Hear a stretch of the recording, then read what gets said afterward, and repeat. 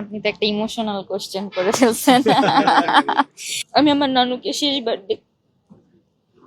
এতগুলা মানুষের রিজিক ছিল আমার উপর।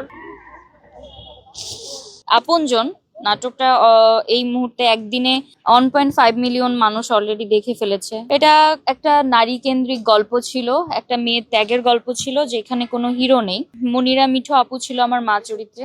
আমি দুর্দান্ত ভাবে একজন অভিনেত্রীকে আমার সাথে পেয়েছি, এটার অভিজ্ঞতা দারুণ। আর নারী কেন্দ্রিক একটা গল্পকে দর্শক এত ভালোভাবে অ্যাকসেপ্ট করেছে, এটা তো অবশ্যই দারুণ। কিন্তু এই কাজ করতে যে আমার কিছু থাকে না, যে ধরেন যেই কাজে আমি অনেক বেশি সফলতা পাই বা দর্শক প্রিয়তা পাই,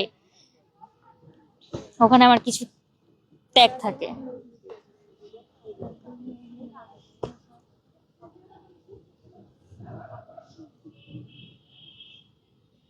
আপনজন নাটকটার শুটিং সেটে ফার্স্ট মনিরা মিঠু আপুর সাথে আমার ফার্স্ট কাজ। আর পুরো একটা সেট, ওখানে কোনো হিরো ছিল না, সেটের দায়িত্ব আমার উপর ছিল। সো আমি সেটটা কুইট করতে পারছিলাম না কোনোভাবে। কিন্তু আমি ফার্স্ট সিনে যাব, মেকআপ নিচ্ছিলাম, ওই মুহূর্তে জানতে পারি আমার নানু মারা গেছে।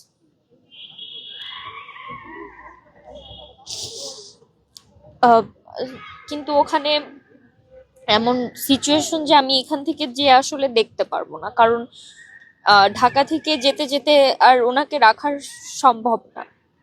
কারণ ওনার ব্রেন টিউমার ছিল, তো তো ব্লাড হয়ে ফেটে গেছিল, খুব বাজে অবস্থা ছিল। তো আব্বু আম্মু বারবারই বলছিল যে তুমি এখন এসে দেখতে পারবে না, কিন্তু তুমি রওনা করো। তো আমি এদিকে চিন্তা করছিলাম যে কি করব, এখানে পুরো একটা সেট আমার দায়িত্ব।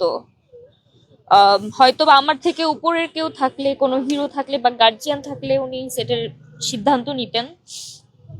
তো এতগুলা মানুষের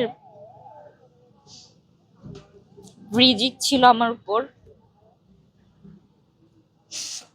আমি আমার নানুকে শেষবার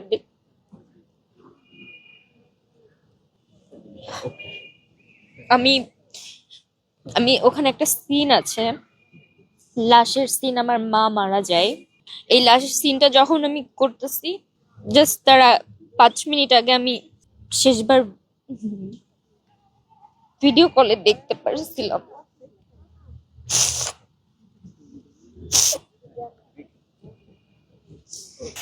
সরি। এখন মানুষ হয়তো কাজটা দেখছে, ভালোবাসছে, তবে কাজের কাজের পেছনের গল্পগুলো আসলে না বলাই ভালো। কারণ আমি তখন যে সিচুয়েশনে ছিলাম, ওই সিচুয়েশন আমি এতগুলা মানুষ, পুরা সেটে 40-50 জন মানুষ, তাদের রিজিক আমার উপর ওই দিন। আমি কোনোভাবে বলতে পারি নাই যে আমার দাদা, নানা, দাদু কেউ নেই, শুধু নানুই ছিল।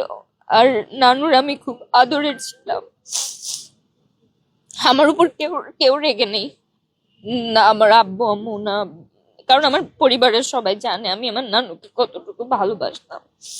আমি 1 মাস আগেও নানুকে দেখার জন্য বাড়িতে ছুটে গেছিলাম, কিন্তু আমার ভাগ্যে হয়তো ছিল না, তাই শেষবার দেখতে পারি নাই।